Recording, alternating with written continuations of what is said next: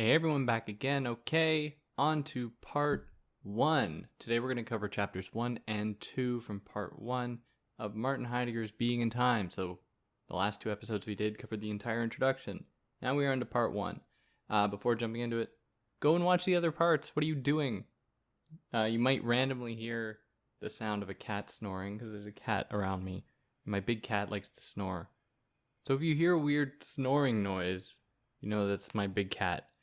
If you want to follow me anywhere than here, you can find me on Instagram, TikTok, other things, all links in the description. If you want to help me out, like, share, subscribe, tell your friends. Who knows? They might really learn something. This is a really interesting text they might learn. And that'll be great. Then you can talk with them about it. Wouldn't that be fun? We can all increase our knowledge. That'll be amazing. If you want to help me out monetarily, you can do that through Patreon or PayPal, but no pressure to do that. Please take care of yourselves first. And if you found this on YouTube, you can find it as a podcast in any podcast platform, pretty much any under all the same names, which is, then you can just listen to it. People tell me I have a soothing voice. Maybe I can help you sleep. Now that there's no intro song, you don't even have to worry about that, a loud noise. So yeah. Anyways, let's jump into part 1. Titled The Interpretation of Dasein in Terms of Temporality and the Explication of Time as the Transcendental Horizon of the Question of Being. So that is going to be his focus for this entire part. And then there'll be part 2. So he starts this part before actually getting into chapter 1. So here his preamble to part 1 is to say that to engage Dasein, to understand it, means we acknowledge its fundamental structure as being in the world. So we will analyze the world in its worldliness. And if you don't know what this stuff means, that's fine. You're not supposed to know what it means yet. I'm going to explain what it means as we go along here. The world in its worldliness, being in the world as being a self, and being with others, and being in as such. So through these analyses, by analyzing these things, we will see that Dasein's existential meaning is care. So this is Dasein's primary qualities that he's going to reveal here. He's going to reveal Dasein's being found within time, or its temporality, I should say, is to be distinguished from time, but its temporality and its attachment with care. So what he does is not, like I've already said, doesn't bracket off the world. He's going to use existing in the world, really physically being in the world, being among other people, as a kind of stepping stone, as a jumping off point to understanding what the nature of Dasein is in its fundamental structure. What is it fundamentally before even existing? Can we find out what it is? By looking at the world. He's going to really engage these questions. He's really going to try and find out what it is by looking at really banal things, like using a hammer or turn signals on cars. And that puts us here into chapter 1, the exposition of the task of a preparatory analysis of Dasein, which I think is it's like the exposition of the task, laying out the task itself, which will be the preparatory analysis of Dasein. It's like the step before the step before the step. But that's what he does. I mean, this is within Heidegger's style. It's very thematic for him in that he's going to break down every definition. He's going to break down everything that's necessary in order to begin the analysis. So we are the being that is concerned with our being. That is Dasein. Right now, even as we're posing this question, we are wondering what being is. We are really embracing this kind of Dasein, or we are exemplifying it. So there are 2 necessary characteristics that we need to highlight here. That is that essence of this being is in its being, that is in its ability to be, to exist in the world, or its whatness, that is expressed in through the existence insofar as one can speak of it at all. Now this is existentia over essentia. So its essence, though, is not reducible to its existence, or its by existence we mean its outward appearance. It's existing in the world. That's what we mean by existence here. It is its being itself. So he's looking at how these two things are united. He doesn't want to just bracket off the external world like someone like René Descartes does, right? Descartes is like, I can doubt everything, but ultimately what I cannot doubt is my own mind. Therefore I think, therefore I am. Which is him saying, even to doubt your mind requires the act of thinking, which you can't do. You cannot doubt away thought, because it requires thought to doubt. So no matter what, that will remain. You can be unsure about everything in the world according to Descartes. Like, who knows if that stuff is out there? Who knows if we're living in the Matrix? Or like, there's that evil demon or whatever that put everything here. We don't know. But what we are certain of is that we are thinking. That we cannot doubt. So that was the first characteristic here, at least emphasizing its existence. The second one is Dasein as being of beings is always indifferent or non-indifferent to the outward manifestation that it expresses. So it is always present to all. So for those concerned with being, but its pursuit is totally my own. Like, this is an entirely individual enterprise, an entirely individual effort, always being my own being, as he puts it. Now, this demands a lot of qualification, because as it'll become clearer much later, but on the one hand, Dasein is an incredibly individual thing. It is something that can only be attuned to in ourselves. It's only our own Dasein. It's only my own Dasein. But this Dasein does not exist as like a free-floating entity in the world that can just do whatever it wants. Its existence, which we've already established is really important to understanding it, that is, its ability, its like outward appearance existing in the world, its existence is bound up with that world and will be determined by that world. If I was born in Jamaica or anywhere, Hong Kong, Russia, whatever, I would lead like a very different life, for example. My understanding of the world would be totally different. I would have a different community, different ways of engaging with the world. I would eat different food. I would talk differently than I do now. Like, so many things would change. And so in that way, Daseins are not totally subject to their own will. They are subject to the will of what he will call the they. That is the world around them, people around them. People's customs around them, the public, the they. Now, even in providing this exposition into the possible task, into the preparatory analysis of a final investigation, like this step before the step, he celebrates this as being a success in itself, because so far, or for so long in the history of philosophy, I should say, no one has even questioned this at all. Like, what is being? What is its relationship to the world? Is being totally an isolated thing? Is it shaped by the world? How do we actually disaggregate the two? What is essence that is this true, quote unquote true thing, an identity, beneath what is determined from the outside? So in terms of Dasein's actual identity, Heidegger tells us that it always defines itself in terms of a possibility, which it is, and therefore understands itself in its being, in its existing. This is why we can't discover it in variations in things in objective experience.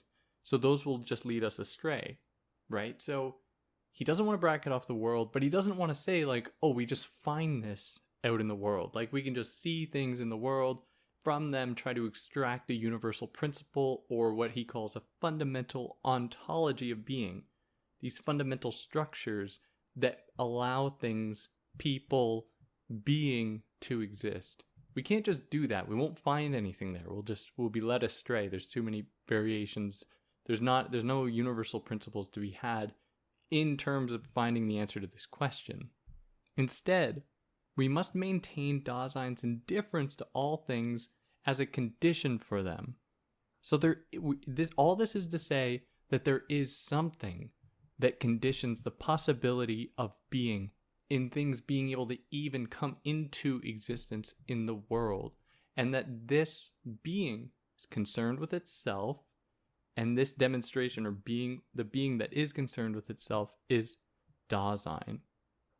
So Dasein is a condition for the world itself, but Dasein is also dependent upon worlds. It is dependent upon a social setting in which it can actually exist. So Dasein is a condition of the everyday, but it also tries to flee and forget the everyday. Dasein is ultimately a process of creation, while it is also a turning away from creation. To be means to have been created.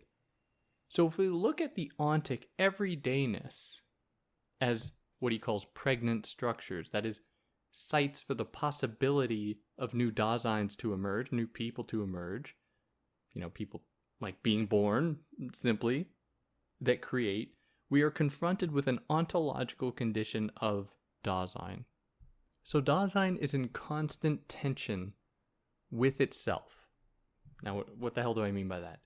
I mean that Dasein as an individual thing, we only have our own Dasein, has a natural propensity, and I'm using the word natural just very loosely here. Like, please be kind to me, I'm just for the sake of being able to convey this thought, has a natural propensity to adapt to a world.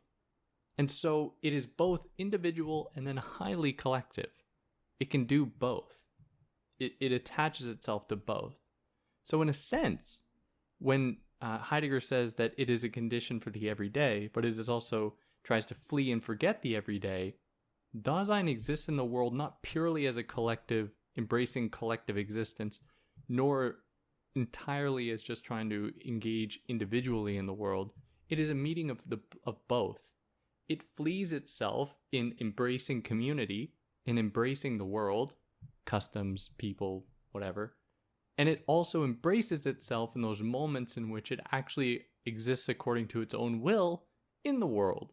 So as humans in the world, we don't just follow the herd, so to speak. We are people that we do things that make sense to us, our identities.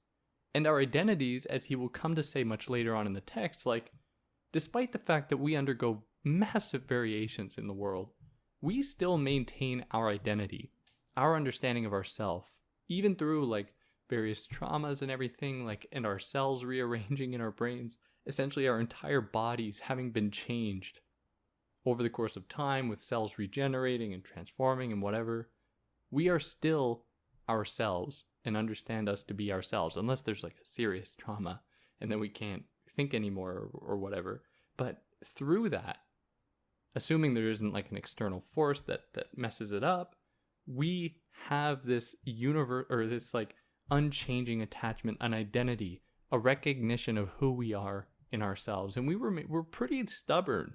We just kind of stay the same throughout our whole lives. Once we establish who we are, even in youth, for my own part, looking back to who I was as a kid, I can find the trajectory there. It makes sense to me how I am still very much the same. So there are two ways to understand being. There's being in its fundamental structures that exist beneath the ontic conditions that we see and feel and touch in the everyday. And then there was those instances of being that exist in the everyday, that are demonstrated in the everyday. So too many disciplines, for him, biology, anthropology, psychology, and philosophy, even, seem to just engage with what he calls the categories, which are the ontic expressions of being out in the world, and are not interested in the fundamental structures of the existential, if you remember from one of the previous episodes, existential structures that actually permit being to be, without being too poetic, that allow being to actually exist. So all of these disciplines, certainly psychology and anthropology, sociology, they are not concerned with the question of being itself. They just look at what happens in the world and are totally satisfied with that. And it's totally legit. I think that there is room for that, of course. There's a lot to learn just by looking at what happens in the world, how humans exist in the world. that doesn't actually bring us closer to understanding being itself, though. So all of these fields, and Dasein, and Heidegger is more critical of them than I think that they deserve. I mean, they're doing their thing, so like whatever. But he's like, all these fields essentially uncritically see humans and assume their essence is tied to what they do in the world instead of digging further or deeper into the question of what it means to do, to actually exist in the world, to do things in the world, and how it relates to a fundamental being, a fundamental ontology. So this is true of all people at all times for Heidegger. He's not saying this is reserved for like a certain stage of human development or something. This is all the time. All beings that participate in creating worlds. Like, and I would take this so far as to say that like certainly animals would in a lot of ways, and I know I'm not super caught up with animal studies and Heideggerian scholarship. I don't really know what's going on there. But I think there are some resonances here with especially how we understand animals to participate or engage in world building, like bees, for example, or packs of wolves, how they create their territory, or how certain birds use certain kinds of calls and engagements in the world in order to seduce a mate, or whatever. I think that all of these can be ways to understand or can be added to the question of being and why we actually feel the need to create worlds. If we are just like pure products of our environment, if that's just all we are, and we just exist purely for evolutionary purposes, just to like wake up, eat, go to sleep, defecate, reproduce, that's it.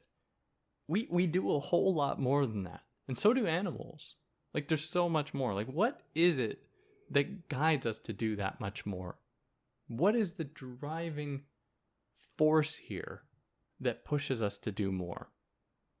So without an eye turned towards what is often taken for granted, that is like humans just existing in the world, people are like, oh, we just do it, who cares? Or like in the previous episodes when we talked about other approaches to being, some people were like, oh, we can never find an answer, who cares? So instead of taking these things for granted, these sciences then, or by taking them for granted, I should say, these sciences then only ever dabble in repetitions. They only are ever able to repeat what already exists out there. And just like say what's happening out there, it doesn't actually move us further to understanding being, or how being is intimately connected with the ability to exist in the world, to create worlds, to create identities, to create communities, to create things, monuments, history, culture. Now that puts us here into chapter 2, titled Being in the World in General as the Fundamental Constitution of Dasein. This is going to be such a long, oh my god, this does not do well with the algorithm gods, let's just say. 8 parts, oh my goodness. But if I did this for the algorithm, I would have stopped long ago. So, for those of you listening, on to chapter 2. Being in the world in general as the fundamental constitution of Dasein. So I feel like here it's necessary to add one more thing that he sort of introduced in the last chapter, but didn't really. Not in a lot of detail. Is that in the conflict, I'm calling it a conflict, but you don't have to think of it that way. But in the, I guess, tension between Dasein's wanting to be individual and wanting to exist in a world and a community, we find a distinction between its authentic self, that is, its desire to live its life out by its own will, and its inauthentic self, the self that it assumes in the world. Now, he's using these terms, but we are not supposed to be critical or to say like the inauthentic self is less legit than the authentic self. These are just the only terms at his disposal, or like the translator had to use. But he's very clear, like we're not judging this. And actually, like if you read about this online or anywhere, especially when he talks about later on how Dasein almost falls victim to the they, to the world, to community. Many people are like, yeah, Dasein's, why do I keep doing that? Heidegger's critiquing our propensity to essentially follow the herd.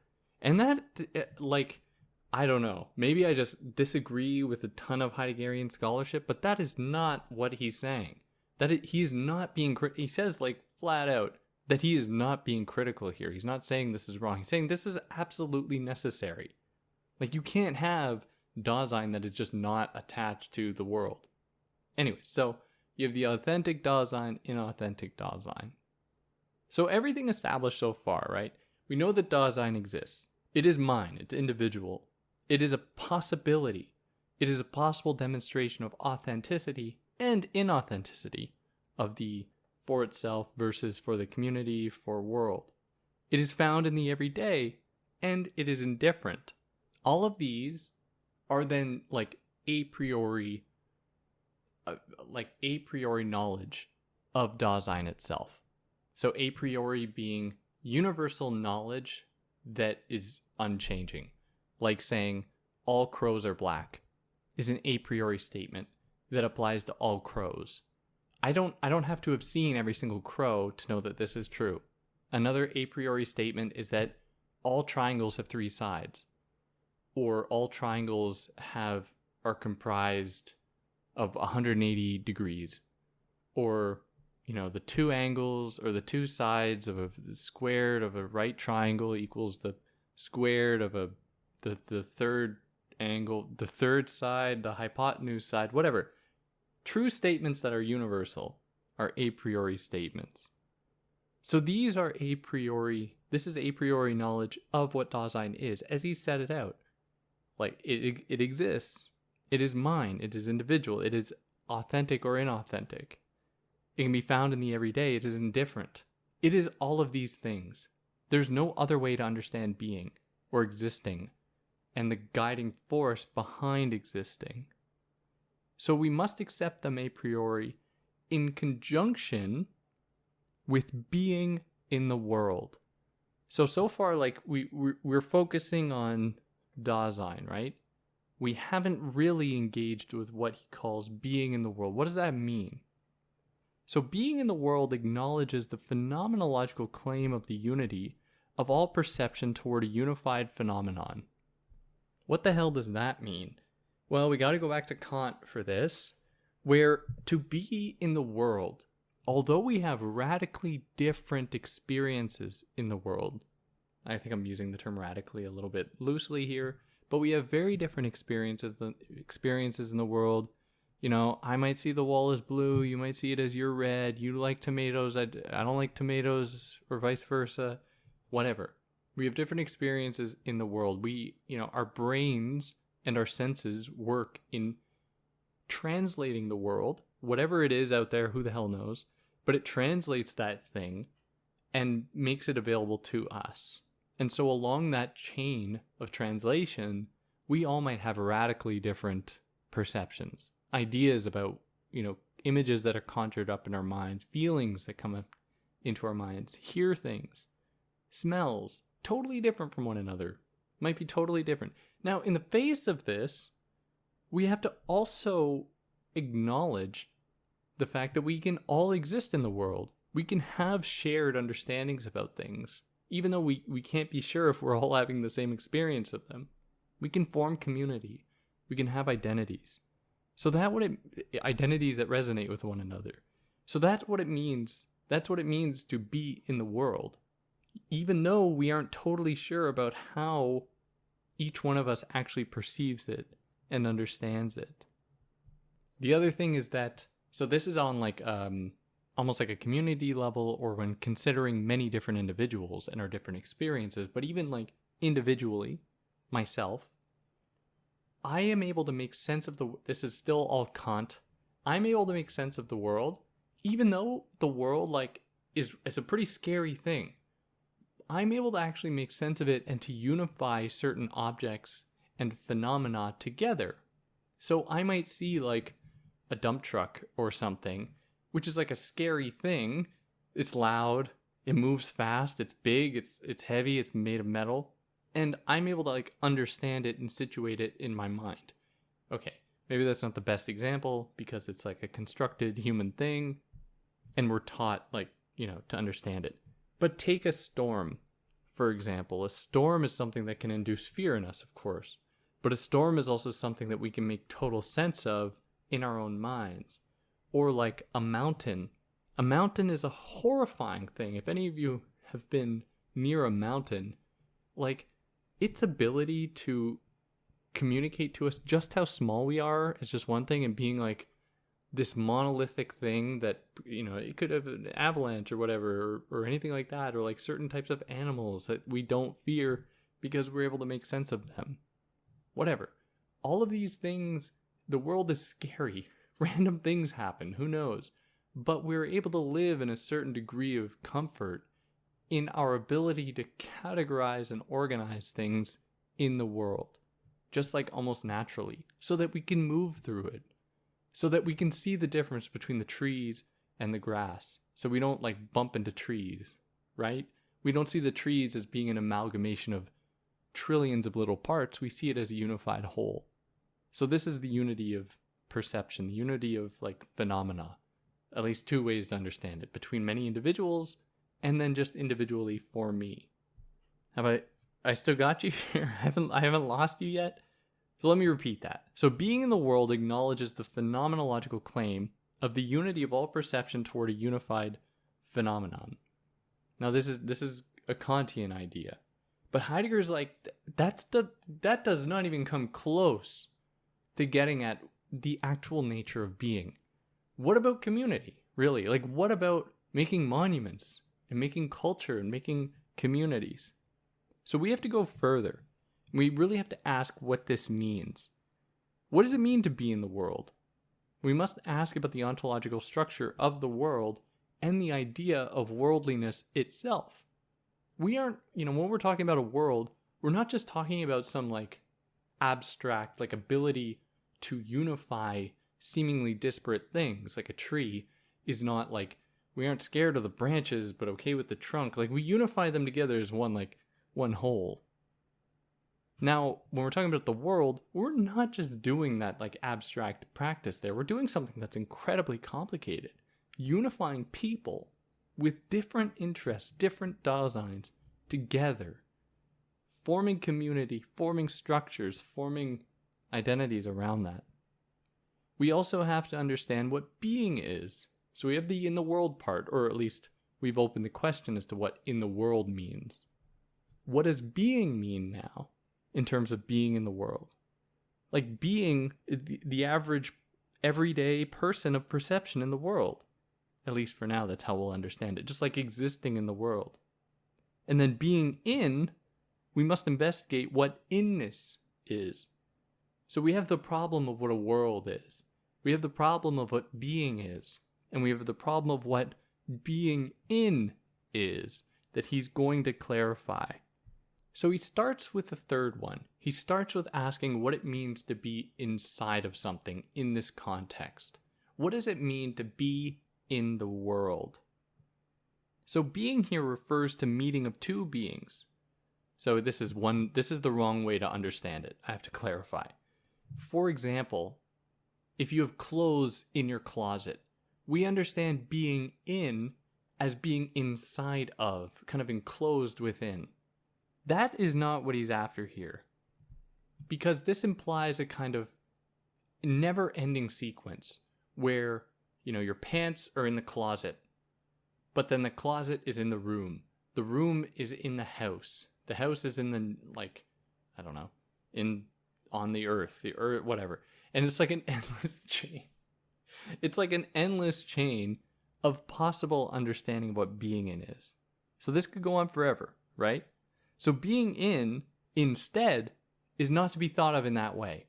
As though by existing in a world, we are just like closed in that world. We are just essentially locked within it, like a house. Instead, we have to think of it more as like a possible giving and taking. We are not just the pants that exist in the closet. What a silly set. Yeah, you just tuned in. It's at the 29:43 mark. You are not just the pants that exist in the closet. No. To be in is an ontological description of these things that are categorical and not existential. We want to instead think about it in terms of a giving and taking, where being in is not just us existing in something, but us also shaping that thing that we exist in the sense of not like inness being enclosed in. And I know, okay, for Heideggerians out there, you're like, oh, well, enclosure signifies something very specific or denotes something very specific for Heidegger. Don't think of it that way. I just mean like physically being like closed in something. So we want to think of this as an existentially, like as an existential structure. So to do this means separating it from the idea of spatiality itself. Being in does not imply that you are in something in space, like pants in the closet. Pants in the closet. Instead, we must understand being in as attaching it to the idea of inhabiting, being familiar with, being attached to, like being in a club, being part of, being in a community. Might just be the easiest way to, another way to frame it. So being in is thus the formal existential expression of the being of Dasein, which has the essential constitution of being in the world, which is just the fancy way of saying what I've just said. That being in is not like spatially being in something, pants in the closet, but instead being in a world with a world, shaping that world, and then having it shape us. So this isn't to say that Dasein doesn't have spatiality, right? Which he kind of will go on to say, but this isn't to say that Dasein doesn't have spatiality, but it is not constituted because it is in the world in space, but is only manifested in the world or in a world. So Dasein, it has like physical presence in the world, right? We are accounting for space, but it's not as though it just attains its identity simply because it exists in space. Instead, it is by its engagement more holistically with a world, with the world, with a world, any world, and its attachment to these things that break down space, that actually give it its identity. So things are united in their being in the world, and so Heidegger suggests that what unites things in a world that are open to Dasein is care, which he classifies as action and intent. To exist in a world always implies that you are not just like on your own, right? I mean, as humans, if any of us did that, any of our ancestors, you're listening right now, the only reason you're listening right now is because your ancestors never said, screw you all, I'm going to live in the woods. I'm going alone. I'm going to just, and then I don't know, have kids on my own or something. And then that'll be it. That the only reason you're listening is because they didn't do that. They instead were like, oh yeah, I'm going to stay with my community. We're going to work together here. We're going to get food together. We're going to hunt together and live together. Like, these are the people that survived, who like kept the world going. Even those people, I'm living in the United States right now. Even those people that are the most like libertarian, want to go live off the grid, like, they depend so much upon an already established network of relations and communication, all of the cheap products they want to buy because of global communication and global exploitation. Like, of course they can then say, oh yeah, this is possible, because there's this entire network, this global exploitative network that's been established. So we always depend upon some amount of existing in the world. We are never truly like free of it. So in that way, we are always engaging with others in like a careful way. We care about the world, and I know that care has a certain connotation of being like associated with like active effort in maintaining others' well-being, but here he's not referring to it in that way. He's referring to it in a somewhat similar way, but not to such an extreme. It's like for him, action and intent of doing things that contribute to your existence in a world, not as like an isolated individual. This means like talking to people, helping create monuments, helping to engage productively with people, to do things together and to shape the world together. or that world together, not the universal total world, but just your world. So we are not really concerned here in how care manifests in the world, but in how care makes Dasein visible. It has nothing to do with emotion or specific actions, like acts of benevolence, like volunteering, taking care of people, like going out of your way. That's all great. These are good things. But he's talking about the way that we exist in the world with others and kind of naturally are geared toward their well-being in helping, participating in creating a best world for all of us in our, world that we inhabit. Now, for this to be possible, for us to have an innate sense of care, that is, our Dasein is thrown into the world, and we just kind of match it. We learn the language of that. We learn language without even thinking. We learn customs. We are naturally geared towards adopting a world, which means adopting other people to some extent, in a very symbolic kind of way. Adopting attitudes, adopting identities, adopting a communal direction and goal. So we are, to have care reveals that we possess some knowledge of world that stages the possibility of action. So this tells us that Dasein has a natural propensity to understand world, even before it exists in the world. Because it comes into it, and we're just already geared towards adopting that world. Not just being oh, I'm on my own. No one can do that. That will not happen. So this is not knowledge, as Spinoza wrote of it. Spinoza wrote of it knowledge was just about trying to accrue as much new information about the world as you can, so that we aren't duped by thinking that the sun rotates around the earth or something. So we acquire more and more info about things, and then we gain knowledge. So he's not talking about knowledge in this way. He instead thinks of knowledge as a mode of being of Dasein, as being in the world, in our world. That is what, this is what knowledge is. How to best optimize that world, our existing in it among others. So this is different from knowledge that emerges from imagined distinction between subjects and objects. This is the kind of knowledge we'd find in anthropology or sociology that says that there are people studying and there are things out there to be studied. Knowledge for Heidegger is about one's engagement with a world, what they know about that world.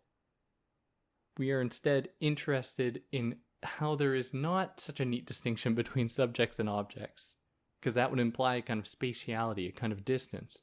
We are instead concerned with being in a world that we shape and shapes us, and that we work upon and it works upon us. So a little more on this. Knowledge in terms of Dasein in the world refers to common experience of existing in, perceiving and taking care among others who are doing the same, one Dasein among other Daseins. So as he writes, in knowing, Dasein gains a new perspective of being toward the world always already discovered in Dasein. So we haven't really explained what being in the world is. We're only still setting up the conditions for it. We now know what being in. What does it imply to be in something? We don't mean it spatially, like pants in the closet, but rather being with. Being among others in a shared goal, shared direction, in a world that has shaped us and that we can then work upon it. And yeah, let's wrap that up there. Next time we're going to do chapters 3 and 4, where we're going to get into the worldliness of the world. What is the world? How do we actually, what does it mean to be in the world? I'm delivering a truncated version here, because this book, if you read it, it's so repetitive. Oh my God, is it repetitive? So I'm giving you just essentially the argument as it runs from beginning to end. But as I said at first, in the first episode, sometimes he will have this whole argument, finish a chapter, start a new chapter, repeat the argument, but with subtle differences. That's dude, you can't suddenly make these slight variations and then claim to have finished what you started in the previous chapter. I don't have examples of it because I was reading it and just was getting so frustrated, especially with like the way he defined certain terms. But anyways, I'm sure that you've not, whatever. If you like what I did, like, share, subscribe. Anything I got wrong, let me know. I can pin it in the comments on YouTube or on a podcast platform. You can just leave a review. Let me know. I'd love to hear about it. And yeah, on that note, take care, everyone.